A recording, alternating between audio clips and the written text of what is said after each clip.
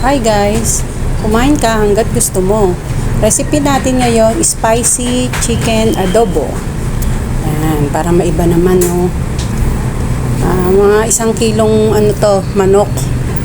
Tapos hinaluan ko na rin yan ng balong-balunan. Sabay-sabay ko na siya niluto. Di ba matigas yung balong-balunan? Kaya para malambot siya. Yan. Dato puti, mix yung spicy adobo ang binili ko. Masarap yan eh.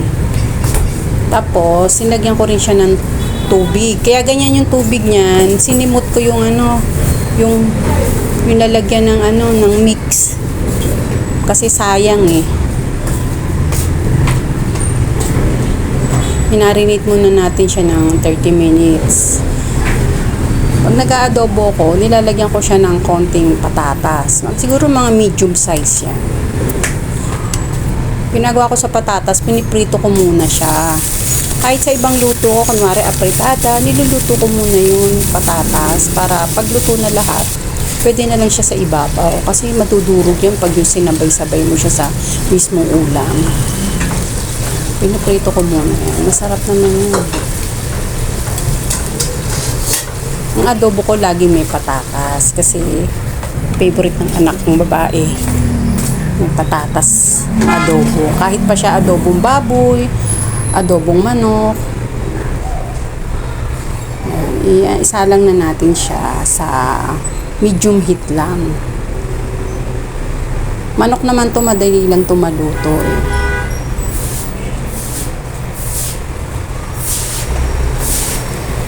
Yung mixture na nilagay ko diyan, spice yun, no? Meron na yung kumpleto na yun, may bawang, merong siling haba.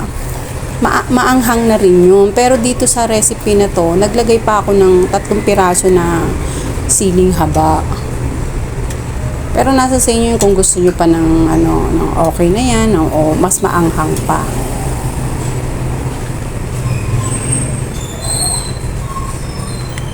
Naglagay ako niyan. Optional na lang yan. Luto na yung adobo na yan eh. Kaya yung na pinrito natin na patatas, sa ibabaw na lang siya. Kasi luto na rin yan.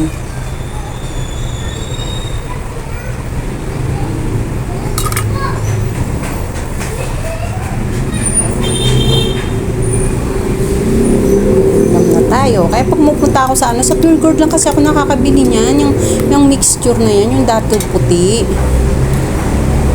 Dito sa mga grocery dito sa amin, wala eh. Kaya pag pupunta ako ng Pure Gold, bumibili na ako. Meron pa yan adobo classic, adobong gata, tapos meron pang humba.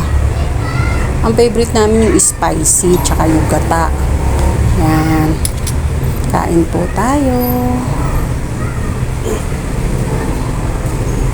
Maanghang-anghang yan.